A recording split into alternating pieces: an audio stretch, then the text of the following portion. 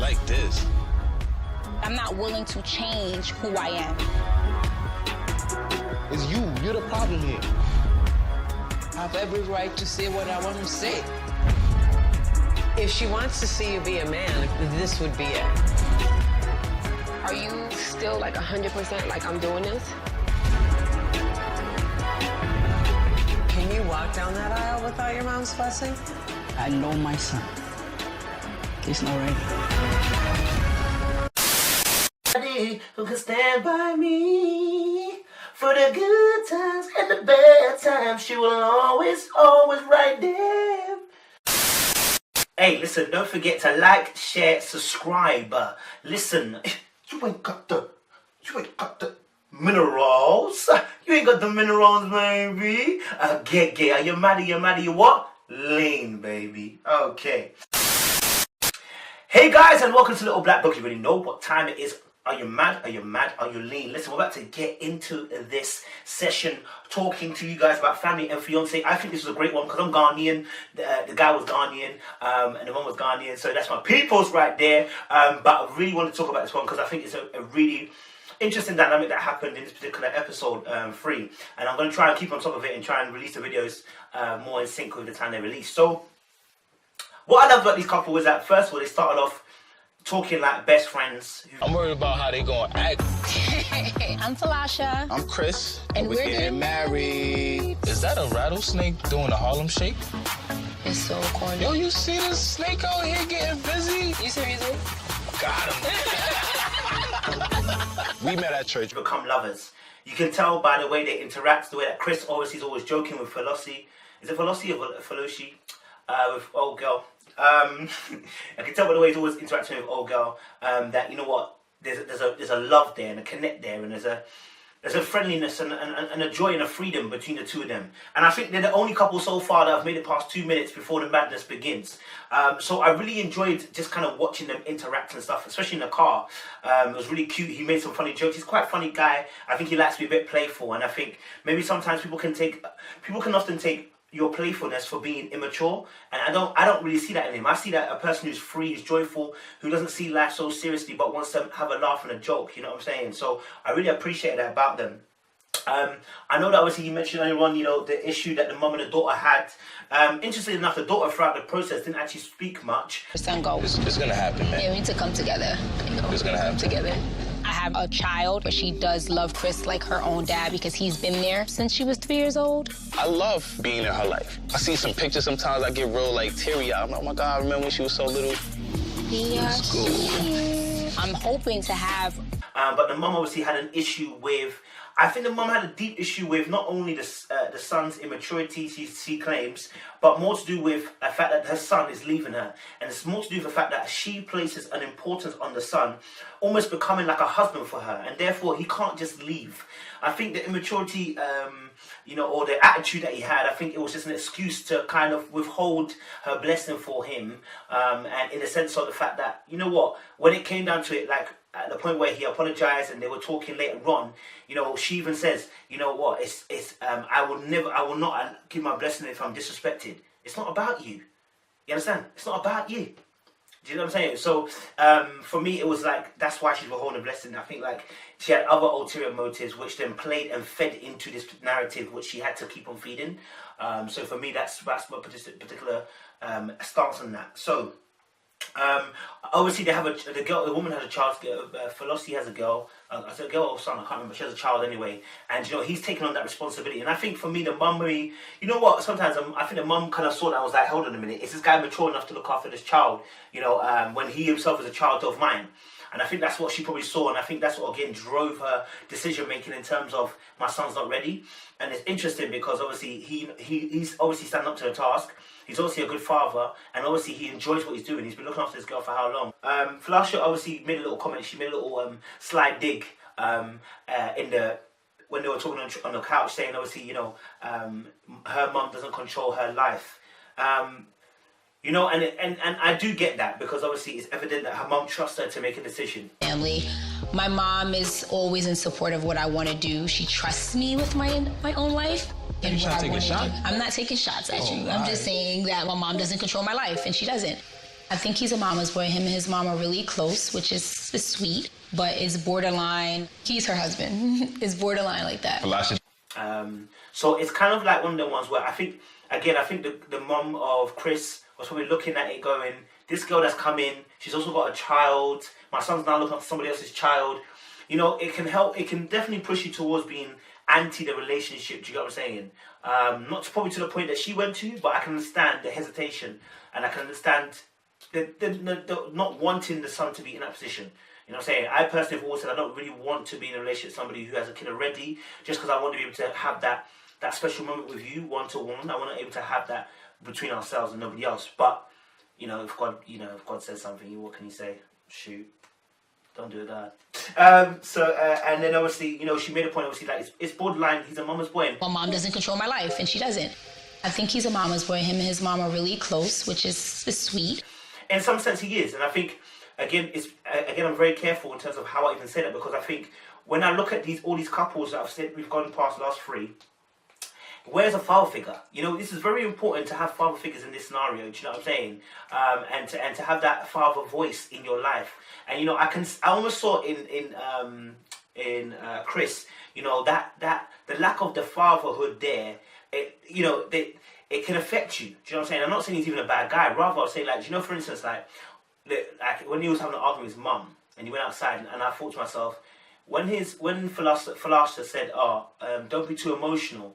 This is annoying. You can't let it get you emotional. I realised that, look, we often say this when people are sensitive. When people have emotions as men, we often crush them. And psychologically, it's because, like I said, where's the father of Falasha? He also wasn't there. Do you know what I'm saying? So you have to deep it that, okay, wait. So we've got a misconstrued attitude of what men should be like. So you're saying he should be tough, but you want him to be sensitive in the other parts. It's like you're never gonna get that balance without the father figure being there. So he's, you know, I would say that Chris is coming to learn certain parts, and I really appreciate Uncle Kwame. In fact, I think Uncle Kwame was the star of the show. There's so much stuff in your mom. Let her talk and you be in the position to listen. You want to get married, I understand. These are some of the stuff she's going to use it to tell you that you are not man enough to get married. Because the way you're responding to your mom, you're going to respond the same thing to Falasha. Above the couple, because of the way he dealt with issues and the way he always was trying to link the couple back to the mom and the other families. You know, he was a real good glue. This is the reason why we're here. Yeah, okay? Exactly. So we're going to find a solution to this. But everybody got to calm down and let each other express themselves. To Falasha, her mum, Falasha, Chris's mum, and Chris, they need that important mediator. I think that's important because I think that's why Kwame was vital. I think he played that mediator role so well because, you know, Chris's mum was just not having it. I mean, even when she came to the house first, she was just dropping bars. Do it. All right, this is the walk-in closet that I built for her. Oh, great. You should have built one for me first because I made you are right now. I have to get it first. I can't do that for my wife? She's not yet. Your mother is like dropping little comments like I knew she would. You didn't hear her? You didn't hear her, right? Thank you. Like rude bars, oh, I'm your number one, you know, oh, you know, Falasha should be cleaning. Like, bro, what the frick? Why are you dropping these mean bars, bro? Like, it's not necessary. You know what I'm saying? So, you know, they needed a mediator to kind of really get involved in that. And I've always said this as well, as a man, never let your mum run the thing to the point where you're having to make a decision between your wife and your mum. If one's got to go, tell your mum she got to go. Family. My mom is always in support of what I want to do. She trusts me with my own life. And what I want to do. I'm not taking shots at you. I'm just saying that my mom doesn't control my life, and she doesn't. I think he's a mama's boy. Him and his mom are really close, which is sweet, but is borderline. He's her husband. Is borderline like that. Falasha, she has no idea. I do understand. I know your what story. our relationship is about. Why am I saying that? Because the Bible says you should cleave onto your wife. So you're planning to marry this woman. Cleave onto your wife. Your wife is now one inside of you. So when your mom's insulting your wife, she's insulting you. Deep it. Every time she insults your wife, she insults you. get a backbone. If you got someone who's watching this who needs this, men, get a backbone. Deal with your mother that is being rude to your wife or future girlfriend or future wife. It's not acceptable. Time to get some kahunas and stand up. Cool. Obviously, in the car, the uncle also said as well, do you know what? He feels like they're a bit too young. He might be feeling like they're a bit too young. He thinks he's too. He thinks Chris might be a bit too young in his mentality. And then I got my Uncle Kwame. I think he probably feels like I'm not old enough or mature and responsible. You know, he's an elder, he's a man. So that's somebody I needed to back me. So we got everything we need. Now we just need you to. Because marriage is a big step. And it's something that you have to take in full consideration. For me, what I saw from Christo, I saw a maturity in the sense of, even later on when he says to Uncle, like, when he comes back after he's had an argument with his mum, he says, look, Uncle, you know what, you said obviously about being a king. I don't, teach me how to be a king. And I tell you what, that level requires not only maturity, but for you to remove your pride. Uncle Kwame, you said that I'm lacking some of the qualities of becoming a king. I want you to help me and walk me through what I need to do. I can imagine him having a lot of pride, being a fact that Uncle almost saying, like, you're talking about being a king. It's almost denouncing his manhood. And for him to climb down and say to his uncle, listen, your uncle, like, I want you to teach me how to be a king. Do you know what kind of, and I think his uncle said at the end, he said, you got a teachable spirit. That kind of humility, that type of climb down is so powerful. I saw that and I said, do you know what, this young man is not young. This young man is not irresponsible. He's not immature. You know what I'm saying? And I'm guessing this is what Falasha saw in him. And it's got great qualities. And for me, that's such a powerful thing. And I think, I can see that the endearment from Falasha, because when they were standing up, at first addressing the family, the way she said, I love this guy, I love this man, and she hugged him. Thanks for being here. I appreciate every single last one of you. And I just want to say I love this guy so much, and I really need each and every one of you guys' blessings in 3 days. So right now, I want you guys to all voice your opinions on your concerns about our relationship. And you can tell that, the reason why is because if you look at her position, being a mother, a single mother, right, and then coming into a place where a man, a black male, let's say that too as well, a black male, regardless of them being in church or not, decides that they not only love you, but they will love your child too, and take care of your child too. It's deep. Do you know what I'm saying? It's deep. And you feel like, you feel a sense of gratitude and gratefulness that a man will decide that, do you know what?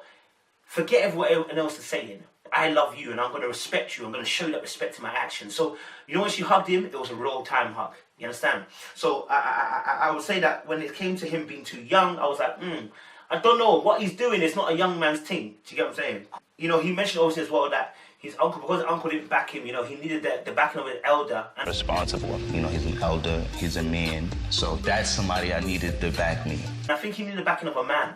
I think he's surrounded by women, and it makes it difficult because as a man, you're going to be like, well, these women don't understand me. Do you get what I'm saying? They don't fully understand, they don't fully get what I'm going through. And we know that because later on, when he shouted at his mum, I seriously say shout, that's the wrong word. When he disagreed with his mum, and he said outside, and I felt his pain, bro. Man said, you guys don't know what I'm going through. Okay, go ahead and girl. No, I need that blessing, Ma. It's important. You needed my blessing. You got this attitude towards your mother. Y'all don't know what I go through. We gotta let it go, Ma. That is a man that's tormented by the fact that there is no father figure input. Now, his uncle can play that role, but where's a real father figure? Do you know what I'm saying? Where's a real father? And I think, that's a tough thing. I think a man thinks about these things. Why am I being abandoned? What am I not good enough? Do you know what I'm saying? Like, okay, how do I be a man? Like, what do I base my masculinity on? Do you know what I'm saying? These are a lot of things that us men are struggling with. Do you know what I'm saying? When there's no father figure in the home, and it's not an excuse to move mad because you can see how he's turned out. He's not turned out mad, but maybe because he had an uncle who was there, and he also had his mum that was there that was strong. Maybe that's why he didn't turn out like that. Or just because he's one of those people that don't have that particular spirit. But either way, there's a lot of struggles on his mind which are just beyond the relationship. And when he said that bar, I clocked it. I said, this guy is somebody who emotionally thinks about a lot of things. And so I'm always very careful. Like I said, when Falasha said, obviously, don't get too emotional. What do you want the man to do? He's frustrated. Like, we should never label... See, we always try to label people that Mike, you get too emotional, you're too sensitive. And it's like, people who are in tune with their emotions, we call them, oh, you're feminine. And it's not that case. It's just that somebody, that's the way they're expressive of what they do. You know what I'm saying? So there's a lot of negative connotations around being emotional, etc. And the reason I probably can say that is because I feel like that. Do you know what I mean? I'm a very expressive person, but I can be very emotional in the sense of, like, I can tap into people's emotions and try to be empathetic towards what they're going through. And me, myself, when something happens to me, you know, I can feel a little bit sensitive towards the situation. Do you know what I mean? So, and yeah, so I can understand the man's position. Do you know what I'm saying? It doesn't mean I'm less of a man or less masculine. Do you know what I'm saying? It just means I tap into my emotions a bit more than maybe other men would or ordinarily allow themselves to. Okay, go ahead and girls. No, I need that blessing, ma. It's important. You need my blessing. You got this attitude towards your mother. Y'all don't know what I go through. We gotta let it go, ma. And the matter thing is, obviously, you know, he said he needs a blessing of his mum.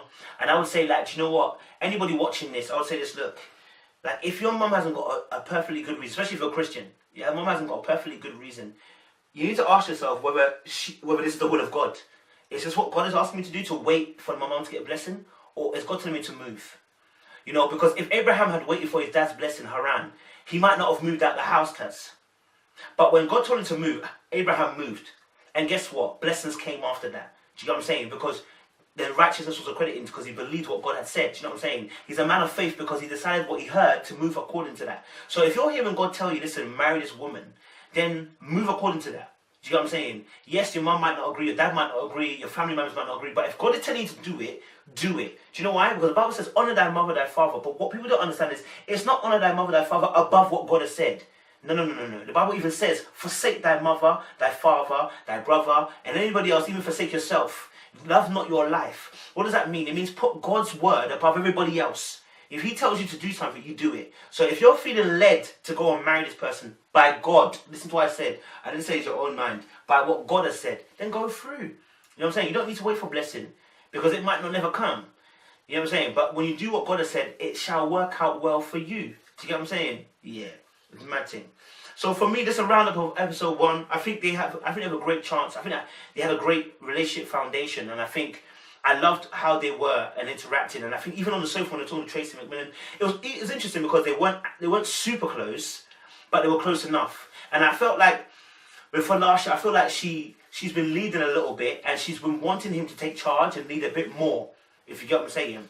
So as much as she appreciates him being a great father figure, I think she'd want him to lead a bit more in the relationship and take charge of certain things. And I think the reason why is because taking charge, that leadership is all about feeling secure and safe.